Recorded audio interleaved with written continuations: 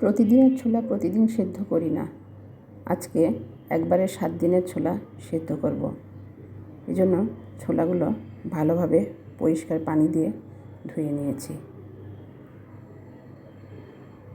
এভাবে 7 দিনের জন্য ছোলা একবারে সেদ্ধ করলে কষ্টটা কম হয় আর সময়ও বাঁচে। প্রেসার কুকারে ছোলাটা সেদ্ধ করব। আমি এখানে একটা আলু সেদ্ধ দিয়েছি আলুর চপ করব বলে। এ পর্যায়ে ছোলা ভুনা করে নিচ্ছি। প্রতিদিন সামান্য পরিমাণ ছোলা খেলে মাছ মাংসের ঘাটতি পূরণ হয়। তাই সারাদিন না খেয়ে থাকার পর ইফতারিতে ছোলা খেলে মাছ মাংস বা ডিমের আমিষের পরিমাণের প্রায় সমান শরীরে প্রবেশ করে। ছোলা খাওয়ার পর অল্প সময়ের মধ্যে সেটা হজম হয়। বেঁচে যাওয়া মাংসটা ছোলাতে দিয়ে দিয়েছি। এ পর্যায়ে রাতের রান্না শুরু করেছি। প্রথমেই আলু, বেগুন আর টমেটো দিয়ে ইলিশ মাছের মাথা চচ্চড়ি করব। মশলাগুলো ভালোভাবে কষিয়ে নিয়েছি।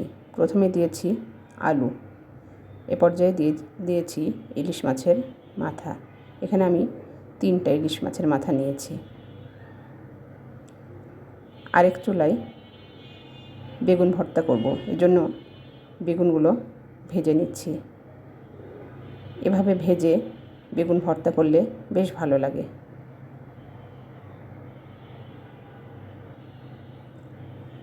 আমি চচ্চড়িতে কেটে রাখা বেগুন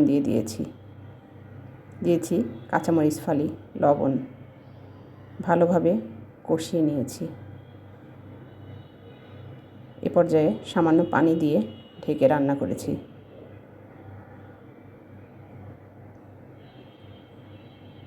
বেগুনগুলো উল্টে দিয়েছি।